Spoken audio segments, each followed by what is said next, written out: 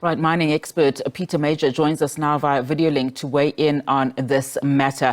A very good afternoon to you, Peter. So, let's delve into this case. The way we understand is that Liebenberg and his co-accused allegedly advertised unpolished diamonds on social media and invited potential investors to invest in his business with the promise of lucrative returns. I mean, this scam has been happening for years. What impact does this wide-scale scam have on the mining sector at large?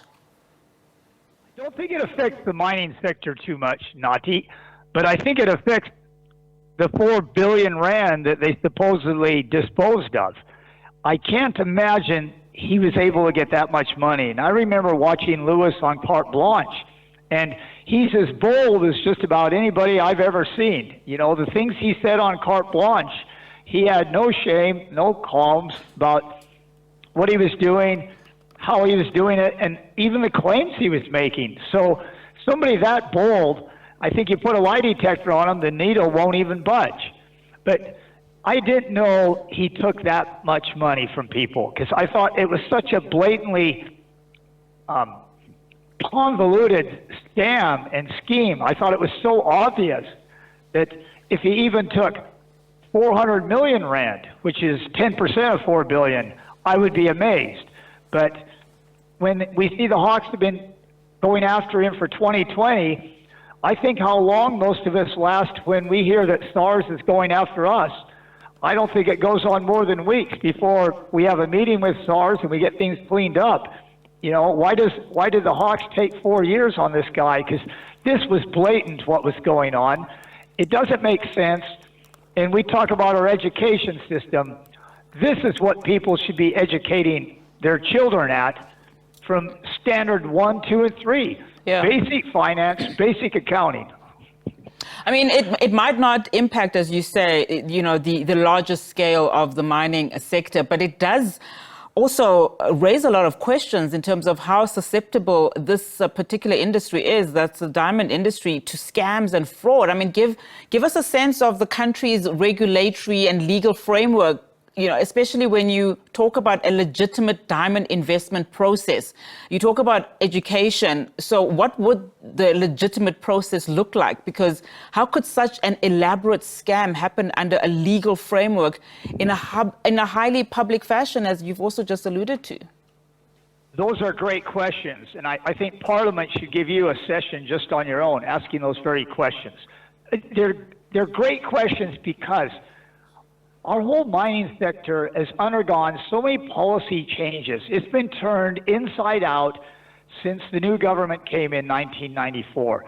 There were tight regulations on this. Yeah, there were scams, but they were quiet scams, they were small scams, and they were easier to monitor. Unfortunately, the new mining legislation, it might mean well. It says, we want to open this up to every man, woman, and child who ever dreamt he wanted to be into mining. And we've actually formulated our policy and legislation to that end. But the problem is, crime spots an opportunity. Crime does better in chaos than we do, because crime doesn't have to abide by any rules we do.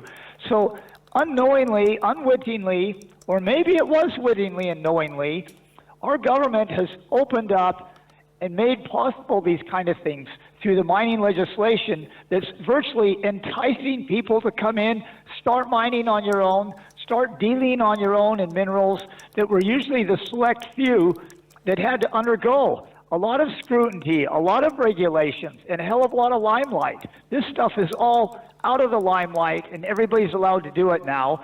And that's why they can get away with it for so long. They just hold up the legislation and said, hey, we're just a persecuted person who's trying to do what all the big companies have done for a long time.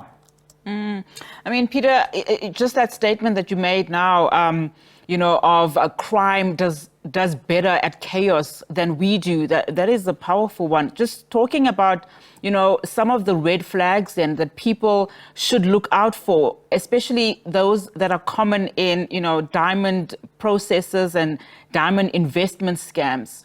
What advice can you then give people in terms of, just the top priority to look for when you are about to invest, especially when we consider that some of these people invested their entire life savings? I know it. And look, this is Peter Major talking. This isn't Modern Corporate Solutions, so you can sue me or throw me in jail.